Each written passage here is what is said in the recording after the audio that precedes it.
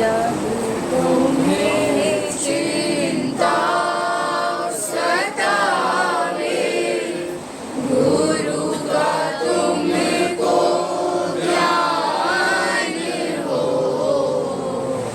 जब तुम्हें चिंता सतावे, गुरु का तुमको ध्यान हो।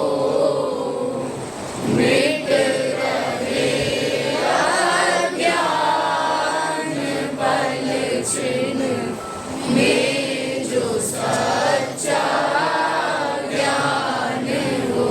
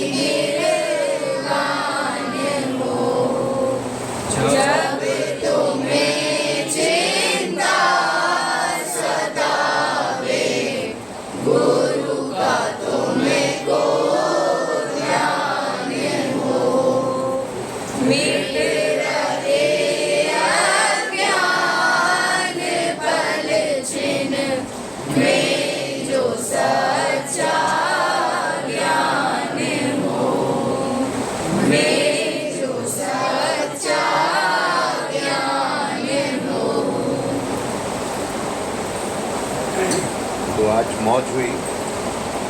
गौरव और सुशीला दोनों का जन्मदिन साथ में मना रहे हैं, 23 और 24 को।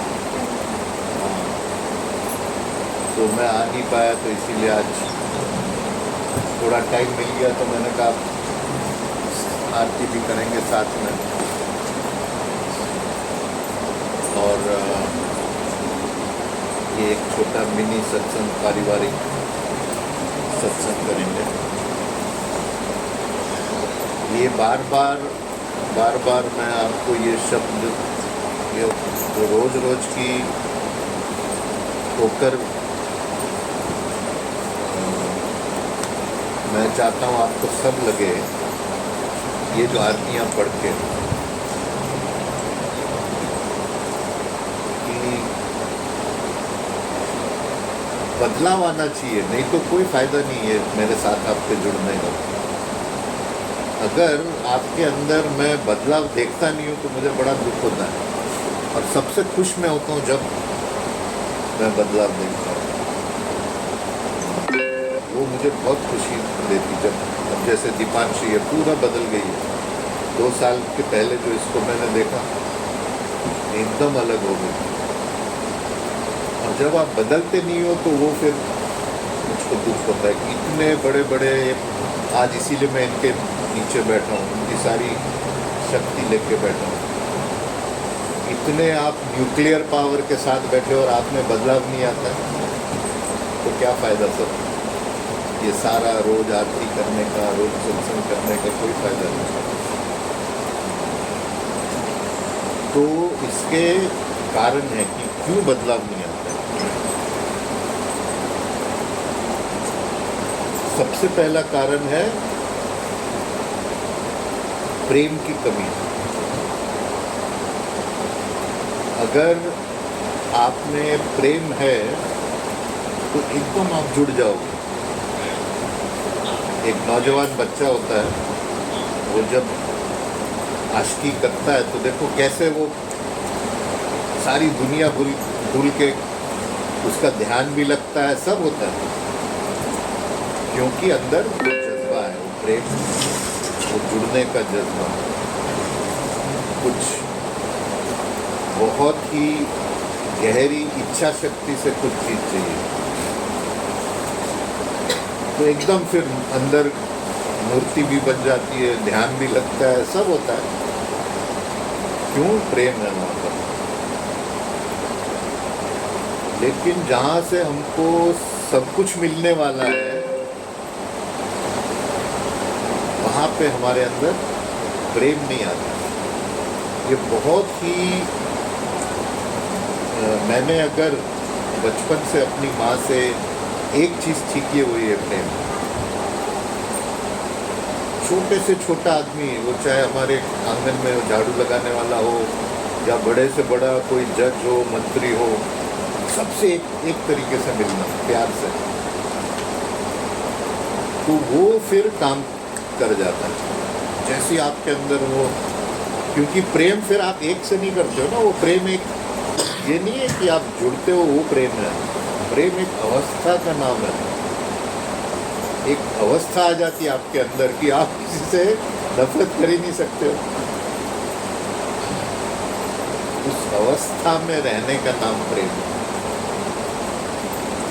तो मुझे खराब लगता है जब कोई बोलता है ये ऐसा है, ये वैसा है, वो मेरी बात नहीं मानता है, वो झगड़ा करता है, वो खराब आदमी है, ये व्याभिचारी है, ये अहंकारी है। ये क्यों हमारे सिस्टम के अंदर जाती? क्योंकि हमारे अंदर प्रेम की कमी है। नहीं तो ऐसा होता है, आप एक कान आया दूसरे कान निकल जाता है, आप अपने उसको ग्रहण नहीं करते हो, दूसरे की कमियों को। मैं आपको बार बार ये बात बोलता हूँ कि मेरा पूरे परिवार में, घर का परिवार, जहाँ मैं काम करता हूँ, जिन लोगों से जुड़ता हूँ, एक भी ऐसा शख्स नहीं है जिसके साथ मेरा मन मुटाव हो, एक भी नहीं। हमारा सारा परिवार, अगर उनको एक पॉइंट पे कुछ बात निश्चय करनी होती तो मेरे पे आकर रुकती है कि जैसा मैं बोलूँगा वैसा होगा। क्यों? क्योंकि सबको एक तरह समझना, सबके साथ प्यार करना, सब हमारे ही रूप हैं। ये मानव दयाल जी महाराज ने एक बार मुझे बोला था, सब मेरे ही रूप हैं, सबका काम करो। तो ये होता है, इसीलिए हमारा ध्यान नहीं लगता है। प्रेम की कमी, अदब की कमी, ये सारे अंदर ठहरने के, रुकने के तरीके हैं। नहीं तो इसीलिए हमारा मन टिकता रहता है। ये कारण है कि आपका मन क्यों नहीं टिकता अंदर। दूसरा सबसे जरूरी बात, अगर आपने अंदर टिकना है, बाहर आपने करना है तो करो, वो आरतियाँ करो, जगराते करो, माता की चौकी भी करो, सब करो, वो ठीक है बाहर का। लेकिन अंदर फंसना है, असली आध्यात्मिकता पानी है, तो आपको एक के होना पड़ेगा। बस एक नारी सदा ब्रह्मचारी। अगर आपने कोई गुरु किया है, बस मेरे जो सफलता या जो भी आप बोलो, उसका एक ही कारण है, बस मैंने मानव दयाल जी महाराज को मालिक का रूप माना, बस दूसरा कोई नहीं। बड़े से बड़े गुरु मिलते थे मुझको, मैंने आपको किस्सा सुनाया, वो मुख्यमंत्री का गुरु कर्नाटक में मिला मुझे, वो मुख्यमंत्री उसके पैर दबा रहा था। मैंने उसकी आंख में आंख डाल के बोला, मैंने कहा महाराज मुझे आपसे कुछ नहीं चाहिए, मेरा गुरु बहुत सामर्थ्यवान है। एक का होके ना, अगर आप आज शब्दानंद जी को पकड़ रहे हो, कल मानव दयाल जी को पकड़ रहे हो, तीसरे दिन आगरा जा रहे हो, चौथे दिन वहाँ जा रहे हो और मुझको भी लेके जा रहे हो, फिर कहाँ काम होगा? तो धोबी का कुत्ता न घर का न घाट का। एक के होके रहना, चाहे कोई भी हो, आप शिव जी की करो, माता की करो, किसी की भी एक का। क्यों परम दयाल जी बोलते थे कि वो बाहर का गुरु नहीं है, वो आप अपने ही अंदर, अपने ही मन से बनाई हुई आपकी कृति है। और जो कुछ आपको मिलेगा, जितनी आपकी गुरु का आशीर्वाद तो सबसे ज़रूरी है, उसके बिना गुरु के ग्रेस बोलते हैं उसको, गुरु की दया के बिना कुछ नहीं मिल सकता अध्यात्म। लेकिन साथ में पहले दाता शिष्य भया, चिंतन मन अर्पा शिष्य। मानव दयाल जी महाराज बोलते थे, जो शिष्य अपने गुरु को सब कुछ नहीं देता, उसको कुछ नहीं मिलता। और अगर गुरु कुछ शिष्य का ले ले, वो गलती करता है। तो क्या संबंध है ये? अच्छा, मैं और ये भी एक, ये दुनियावी चीज़ें नहीं होती है कि आपने ये दे दिया, कपड़ा दे दिया, पैसे दे दिए, ये दुनियावी व्यवहार है। इसमें जो है आध्यात्मिकता का इसके साथ कोई लेन देन नहीं। आध्यात्मिकता क्या है कि आप अपने अंदर कितना प्रेम से, कितनी अदब से, कितनी श्रद्धा से जुड़ते हो, बस। तो एक तो ये प्रेम होना और एक से। दूसरा क्या होता है कि हमें देने की आदत नहीं होती, हम बटोरने में खुश रहते हैं। लो, लेने में हम लोग,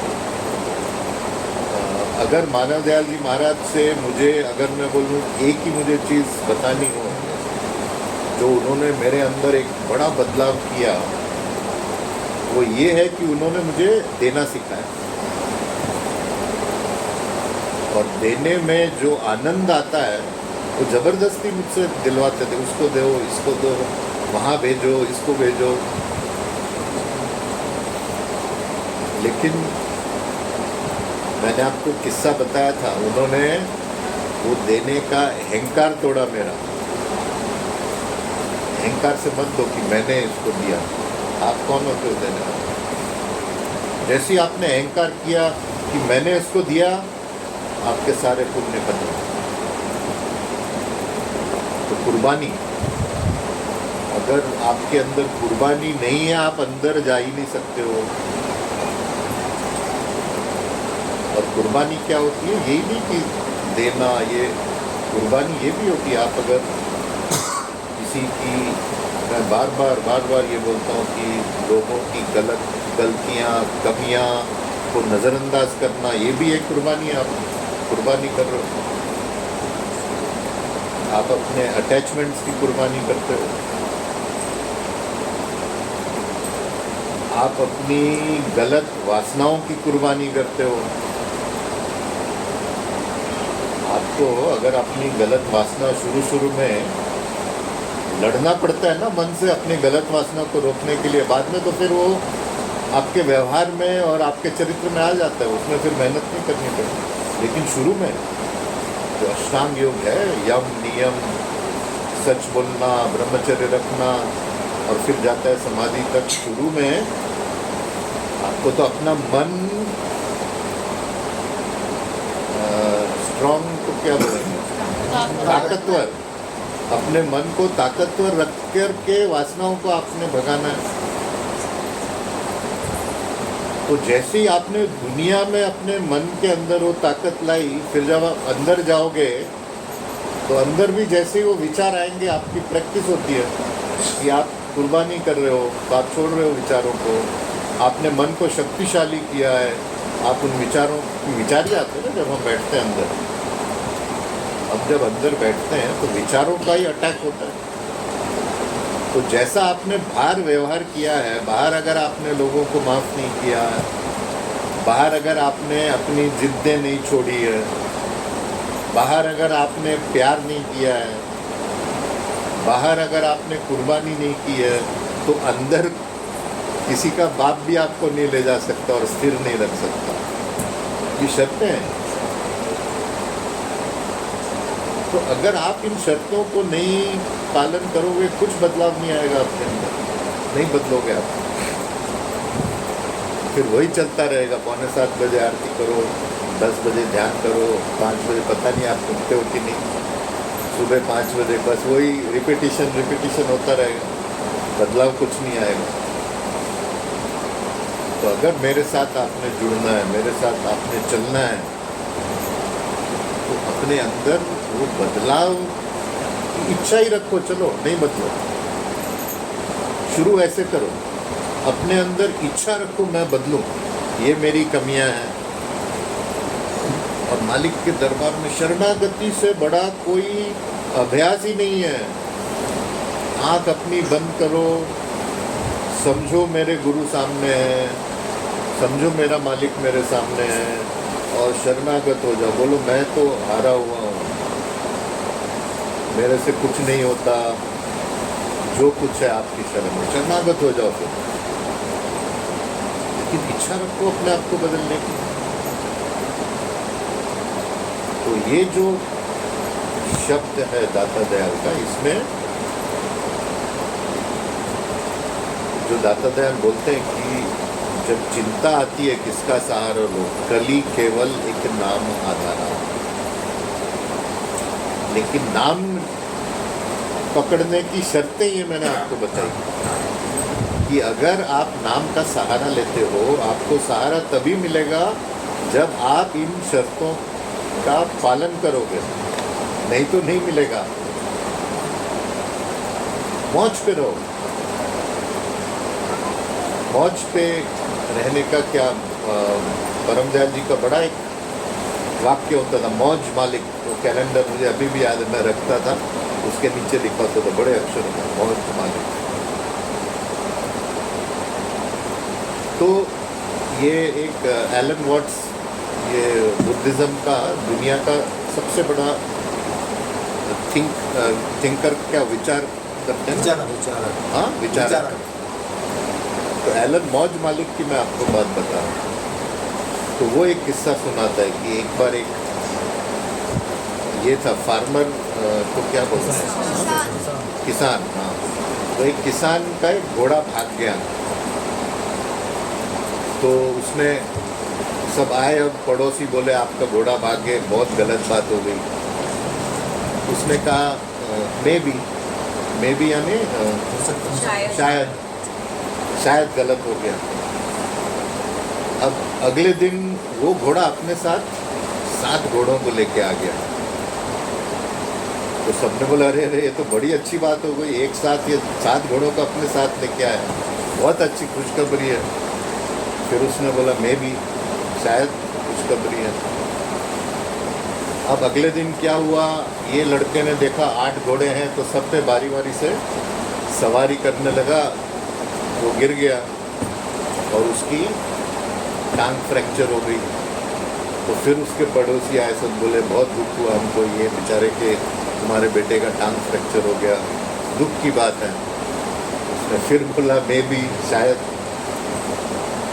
अगले दिन वहाँ पे बादशाह के सब कर्मचारी आए, उनको लोगों को सिलेक्ट करना था आर्मी के लिए, जवान लड़कों का। अब उसमें उन्होंने देखा इसकी टांग टूटी है तो उन्होंने छोड़ दिया इसको, बोला तू बैठ, वो रिक्रूट नहीं हुआ। फिर सारे पड़ोसी आए, बोले अरे बहुत अच्छा हुआ था इसकी टांग टूटी। उसने फिर बोला मैं भी शायद। तो मौज पे रहना, ये एक शरणागति का मतलब क्या यही है ना, आप शरणागत हो मतलब आप मौज पे रहते हो। तो ये राधा स्वामी की दया से जब शरण तुमको मिली, तो ये दया होती है कि जो शरण का मिलना और ऐसे ऐसे गुरुओं की शिक्षा के आसपास रहना।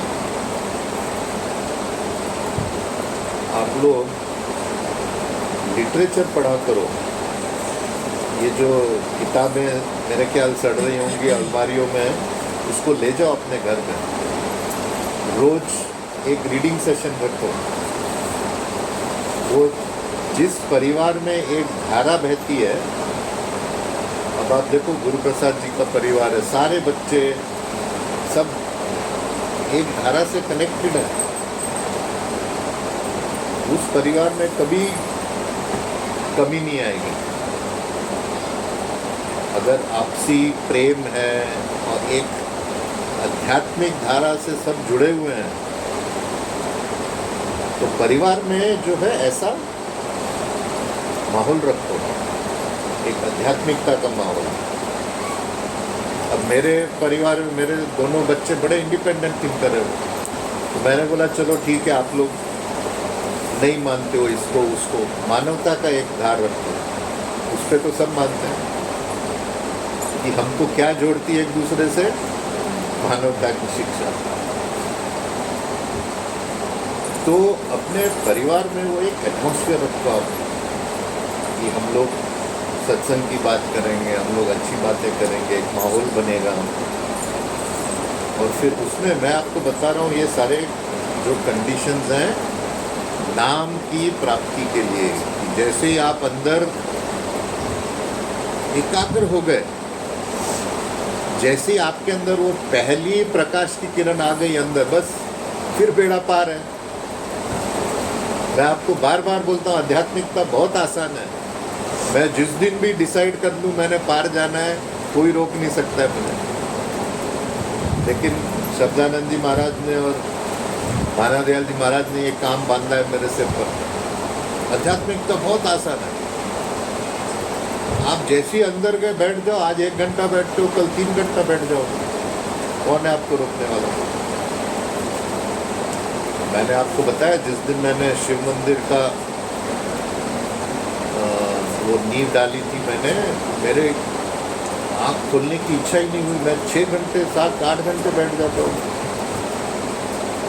क्योंकि एक बार आपने चख लिया वो स्वाद, एक बार चख लिया, चाहे आपने एक बूंद चखा हो या सारा सागर चखा हो, टेस्ट तो वही है। तो ये होता है, जैसे ही आप अंदर टिक गए बस फिर आगे जाने का रास्ता साफ है। जो सारा प्रॉब्लम होता है शुरू का प्रॉब्लम है, कि वो जो शुरू की उसको इनर्शिया बोलते हैं, क्योंकि कितने कितने जन्मों के संस्कार पड़े हुए हैं उधर। तो सारे संस्कार भूलने चाहिए, वो सारे संस्कार जो है वो आपके प्रेम से या नाम के अजप्पा जाप से वो संस्कार मिटने। और फिर जो मैंने सत्संग जिस बात से शुरू किया था कि आप धीरे धीरे आप में बदलाव देखोगे। अच्छा, जैसे होता है ना कि लोग अपना वजन कम करने का सोचते हैं, तो शुरू में बड़ा आलस रहता है, नहीं करना है। लेकिन जैसे ही वो शुरू करते हैं और देखते हैं अरे 3 किलो कम हो गया, तो बड़ा फिर उसको क्या बोलते हैं, मोटिवेशन होती है। क्या मोटिवेशन होता है, जो एक इच्छा शक्ति बढ़ जाती है। अरे तो जैसे ही आप अंदर चल के, पहले तो अंधेरा देखोगे आप, सब अंधेरा है। जैसे आप एक कमरे में आओ, शुरू में आपको सब अंधेरा दिखता है, लेकिन आप जैसे ही बैठो, आँख खुली रखो, धीरे धीरे सारी चीज़ें नज़र आने लग जाती हैं। तो वैसे ही जब आप अंदर चलते हो, शुरू में ऐसा लगता है अरे बड़ा मुश्किल है, अंधेरा है, कुछ दिखता नहीं है, कोई शब्द नहीं होता, कुछ नहीं होता। लेकिन जैसे ही पहला आपकी सीढ़ी आपने क्रॉस की, फिर जो है सारा ब्रह्मांड खुल जाता है आपके लिए। और फिर जो है साथ साथ में दुनियावी काम भी होते हैं। कोर जो है, जो फाउंडेशन, नींव आध्यात्मिकता होना चाहिए, नींव नाम होना चाहिए, नींव भक्ति होनी चाहिए। बाद में ये दुनिया के काम अपने आप होते रहेंगे। जो सफ़ेद प्रकाश है, आप अगर वो पकड़ो तो सारे प्रकाशों पे आपका कंट्रोल आता है। तो ये सफ़ेद प्रकाश अध्यात्म है। जैसे ही आपके अंदर सच्चाई आई, जैसे ही आपके अंदर एक जोश से आपके अंदर प्रेम आया, बिल्कुल वो जैसे आप जो है, समझो मैं आपको बोलूँ आज कि भाई 1 घंटे के बाद आपको 5 करोड़ रुपया मैं देने वाला हूँ, तो 1 घंटा कैसे निकलेगा आपका? आप हर एक मिनट में बाहर जाओगे, अरे नरेश जी आ रहे हैं कि नहीं आ रहे हैं, 5 करोड़ का तेड़ा लेके। हर मिनट बाहर जाके, अरे 1 घंटा है, अभी तो 59 मिनट है, नहीं तो भी आप बाहर जाके देखोगे, अरे थैला आ रहा है।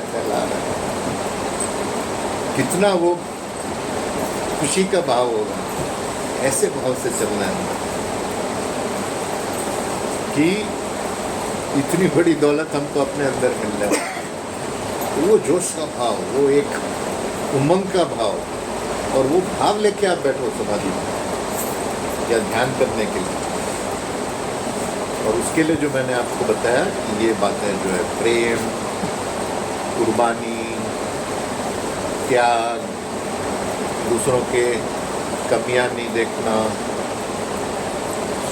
सबसे बड़ी चीज़ वो खैर अभी आपके लिए नहीं है, वो हमारे जैसे जगवती जी हो गई, मैं हो गए, गुरु प्रसाद जी हो गए, वो आचार्य जी हो गए, नरेंद्र जी, हमारे लिए है सबसे बड़ी बात वैराग होना चाहिए। वैराग भी एक तरह की कुर्बानी है, वैराग भी एक तरह का त्याग है, एक तरह की कुर्बानी है कि दुनिया को ठोकर मार के आगे चलना है। ये दुनियावी चक्करों में जो फंसाव है, इससे निकलना भी एक हम कुर्बानी करनी हमको दुनियावी रिश्तों की। उस वैराग के बिना कोई उसमें मर्ज ही नहीं हो सकता। वैराग के बिना कोई भी मर्ज यानी उसमें उसमें लीन नहीं हो सकता। लीन से आपके अंदर दुनियावी चीज़ों से जब तक आप एक बौद्धिक रूप से समझोगे ठीक है, लेकिन उसको प्रैक्टिकल अनुभव करना वो एक दूसरी बात है। तो ये हम आज आधे घंटे का सत्संग हमने गौरव और सुशीला के जन्मदिन का है। ये दोनों के जन्मदिन के कुछ चॉकलेट लाए कि नहीं अभी गए हैं। गए लेने कृष्ण हाँ भैया और वो गौरव और सुशीला योगेश। बांटेंगे चॉकलेट हाँ कृष्ण भैया और योगेश। चलो ठीक है, तो आज दोनों के जन्मदिन का सत्संग है ये, और मिनी सत्संग हो गया आधे घंटे का। हम लोग अभी आरती वहाँ चल के करें कि इधर ही कर लें? हाँ, इधर ही कर लें। तो आप लोग राधा स्वामी का करो। राधा स्वामी राधा।